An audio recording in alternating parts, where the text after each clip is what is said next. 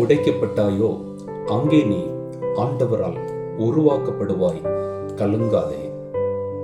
எப்போது மனிதர்களால் நீ மிதிக்கப்பட்டாயோ அங்கே அவர்கள் கண்களுக்கு முன்னால் கர்த்தர் உன்னை உயர்ந்த இடத்தில் உட்கார வைப்பார், பயப்படாதே.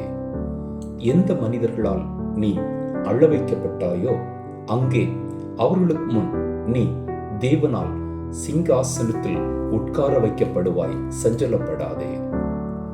உனக்கு முன்னான இருள் மாறும், தேவ அருள் வரும். கர்த்தருக்கு பயந்திடு, நன்றியோடு கர்த்தரை ஸ்தோத்தரித்திடு. எழுந்திடு, இயேசுவை துதித்திடு, மனமகிழ்ச்சியோடு காலமெல்லாம் வாழ்ந்திடு. எதை குறித்தும் கலங்காதீர்கள். ஆண்டவராகிய இயேசு கிறிஸ்து ஜீவனோடு இருக்கிறார். அவர் உங்களை தாங்கிடுவார், தேற்றிடுவார், வழிநடத்திடுவார், பாதுகாத்திடுவார். அதிசயமாய், அற்புதமாய், இன்னும் மேலாய் நடத்திடுவார்.